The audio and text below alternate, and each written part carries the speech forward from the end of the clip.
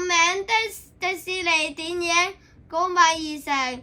故事內容選有一隻老鼠，個名係叫美王。美王天生個鼻係好榮護嘅，不會用個鼻哥嚟聞下啲食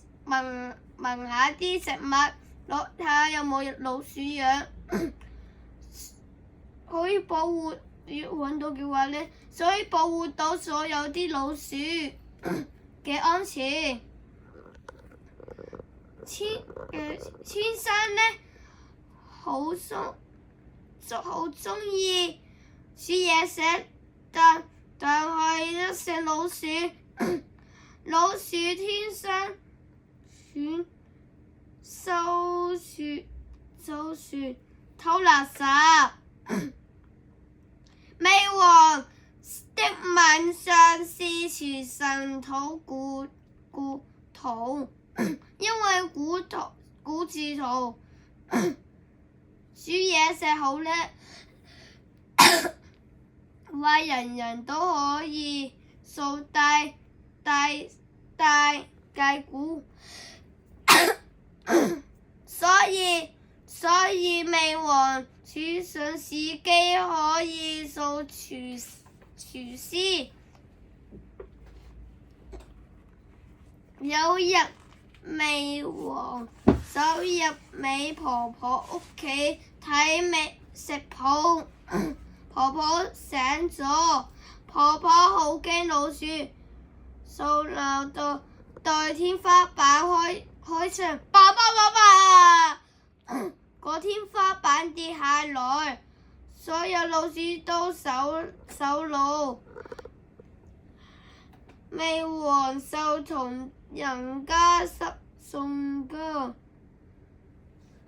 之後見到唔識煮嘢食嘅闊條面，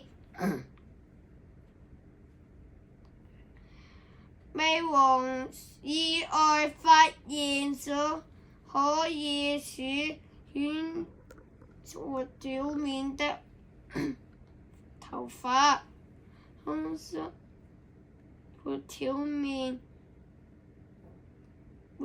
手腳，紅色闊條面嘅手腳，又算闊條鼓算煮嘢食。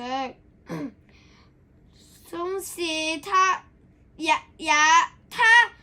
融合咗手出美味餸菜，感動了食譜家陳高林先生。最後美王變成了廚師。